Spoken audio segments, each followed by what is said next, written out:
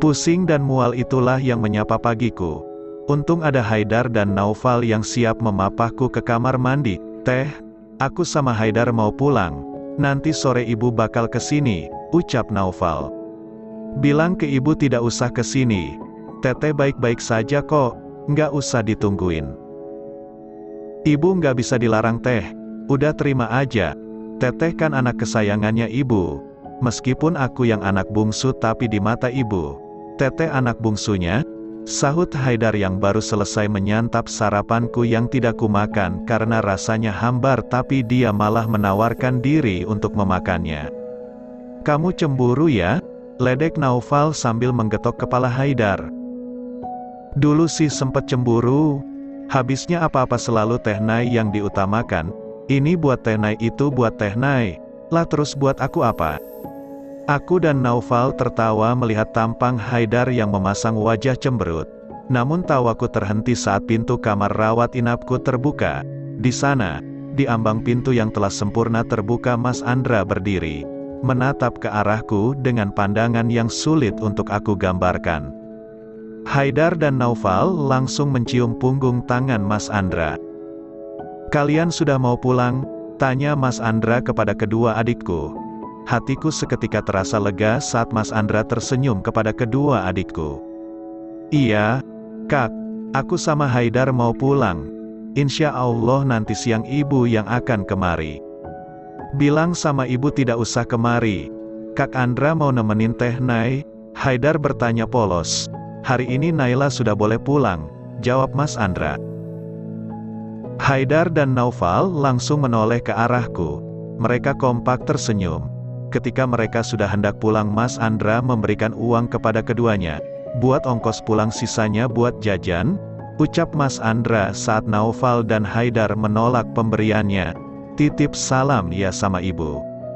Naufal dan Haidar mengangguk dan setelah itu mereka langsung mencium punggung tanganku dan punggung tangan Mas Andra.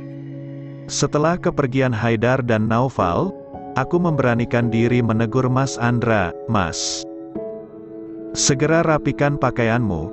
Kita akan pulang ke Jakarta hari ini juga," Mas Andra berucap dingin. Senyuman yang sedari tadi menghiasi wajahnya kini telah sirna. Aku minta maaf, aku menunggumu di luar." Setelah mengatakan itu Mas Andra langsung pergi meninggalkanku. Aku menarik napas dalam-dalam, berharap tangis tak kembali lolos. Aku melangkah ke arah nakas, mengambil bajuku yang kemarin dibawa oleh ibu ke dalam tas berukuran sedang.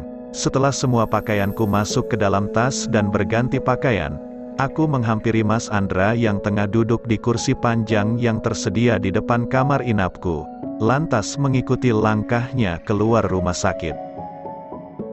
"Mas, aku minta maaf." Aku kembali meminta maaf padanya saat dia sudah duduk di bangku kemudi, sedangkan aku duduk tepat di sampingnya. "Aku sungguh kecewa padamu," ucap Mas Andra sambil mulai menjalankan mobilnya. Aku, kenapa kamu melakukan itu pada Maryam?" Aku terdiam. Aku tidak mampu menjawab pertanyaannya. "Kenapa kamu mengizinkannya berenang sendirian? Kenapa kamu malah tertidur di saat Maryam tenggelam?" Aku tidak mampu menahan tangisku. Aku menangis tergugu di sampingnya. "Tangismu sama sekali tidak berguna Naila. Jadi berhentilah menangis." Aku muak mendengarnya. Tangisku malah semakin menjadi-jadi dan hal itu membuat Mas Andra kesal. Dia langsung menepikan mobilnya di pinggir jalan. Tanpa mengucapkan sepatah kata pun dia langsung keluar dari dalam mobil. Dia kembali meninggalkanku seorang diri. Ya Allah, apa yang harus aku lakukan di saat ia begitu membenciku? Mampukah aku untuk tetap berada di sampingnya? Tubuhku seketika membeku saat melihat Mas Andra mengeluarkan sebungkus rokok dari dalam saku jaketnya. Sejak kapan Mas Andra merokok? Meski tangis belum dapat aku hentikan, aku memberanikan diri untuk menghampirinya. "Mas, aku mohon jangan merusak dirimu sendiri." Dengan tangan gemetar aku meraih tangannya yang hendak menyalakan rokok.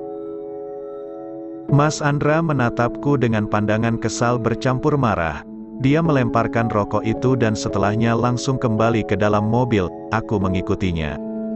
Mulai sekarang jangan pernah lagi menangis di depanku.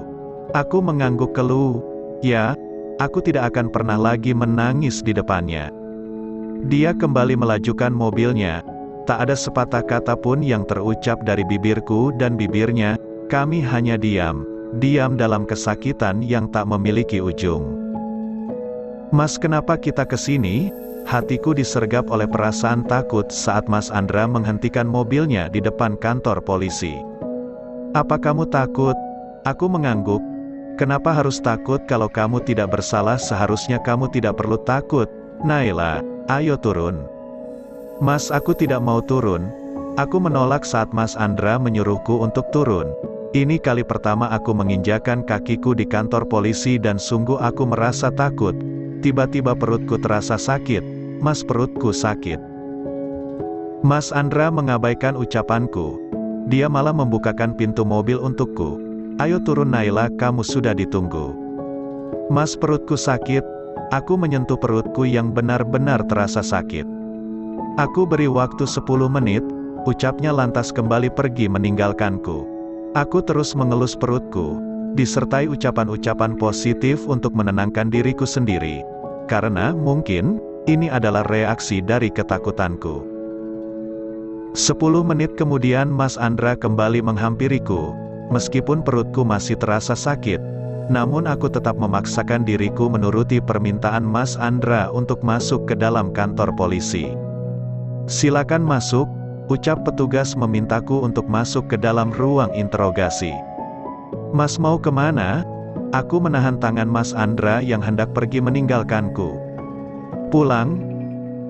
Mataku membulat sempurna. Mas mau meninggalkan aku sendirian di sini? Sebisa mungkin aku menahan diri untuk tidak menangis.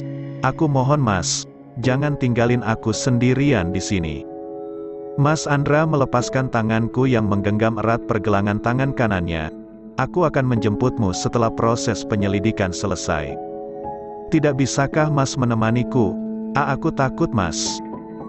Mereka tidak akan menahanmu, mereka hanya akan mengajukan beberapa pertanyaan padamu. Tapi Mas, aku kembali meraih tangannya. Aku mohon temani aku takut.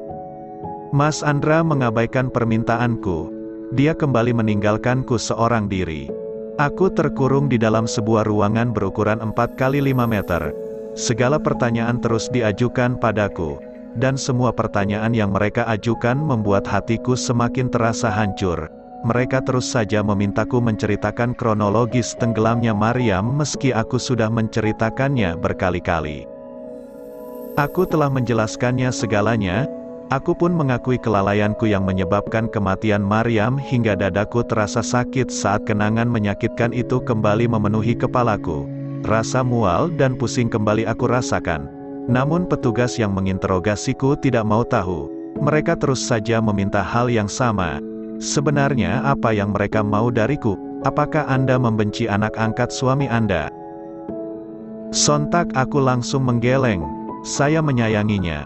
Sangat menyayanginya. Benarkah?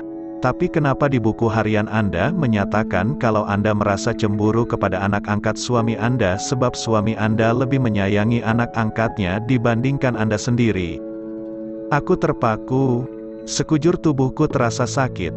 Itu dulu, aku memang sempat merasa cemburu pada Maryam dan aku menuliskan perasaanku pada buku harianku. Di dalam buku ini, petugas itu menunjukkan buku harianku yang ada di tangannya. Anda merasa cemburu pada anak angkat suami Anda sendiri. Saya memang pernah merasa cemburu. Tapi demi Allah tidak pernah sedikit pun terbesit di hati saya untuk menyakiti anak angkat suami saya. Saya sangat menyayanginya. Perkataanku terhenti saat pintu ruangan interogasi terbuka. Pak Wirlan? Aku menatap bingung ke arah Pak Wirlan yang diambang pintu dengan seorang pria paruh baya. Berdiri pria paruh baya yang datang bersama Pak Wirlan menyerahkan sebuah berkas pada petugas yang menginterogasiku. Tak lama setelah itu, aku langsung diizinkan keluar dari ruangan 7 jam yang melelahkan telah berakhir tersebut. Terima kasih Pak, ucapku pada Pak Wirlan. Terima kasih untuk apa? Berkat Bapak, saya jadi bisa keluar dari tempat menakutkan itu. Pak Wirlan tersenyum, bukan berkat saya Naila, tapi berkat Andra. Maksud Bapak, bisakah kamu tidak memanggil saya Bapak? Umur saya seumuran sama suami kamu, bukan seumuran mertua kamu, jadi mulai sekarang berhenti memanggil saya Bapak. Terus Bapak mau dipanggil apa? Mas, aku terperangah, bagaimana mungkin dia memintaku untuk memanggilnya Mas? Ia panggil saya seperti itu, meski kurang nyaman tapi akhirnya aku menuruti permintaannya. Kemarin Tante Yantilah yang melaporkanmu ke pihak yang berwajib. Andra dan kedua orang tuanya sudah memohon kepada Tante Yanti untuk tidak melaporkan kejadian ini. Namun Tante Yanti menolak mentah-mentah. Dia tetap melaporkanmu. Seharusnya dari kemarin kamu sudah diperiksa. Namun karena keadaanmu lemah Andra meminta penangguhan pemeriksaan. Dan tadi Andra kembali menemui Tante Yanti. Dia memohon kepada Tante Yanti untuk menarik laporannya untukmu. Dia rela merendahkan dirinya di depan Tante Yanti demi kamu. Akhirnya Tante Yanti menuruti permintaan Andra dengan syarat. Pak Wirlan tidak melanjutkan ucapannya hingga membuatku penasaran. Syarat apa? Saya tidak berwenang untuk memberitahumu. Biar Andra yang memberitahumu. Beritahu saya, syarat apa yang diminta Tante Yanti? Pak Wirlan menggeleng. Saya benar-benar tidak berhak untuk memberitahumu. Yang harus kamu tahu dan harus kamu percayai adalah Andra mencintaimu. Mas Andra mencintai saya, tapi dia bersikap sangat kasar padaku. Lanjutku dalam hati. Andai dia tidak mencintaimu, tidak mungkin hari ini dia mau kembali menemuimu. Dan andai dia tidak mencintaimu, tidak mungkin dia mau merendahkan dirinya di depan Tante Yanti demi dirimu. Benarkah Mas Andra mencintaiku?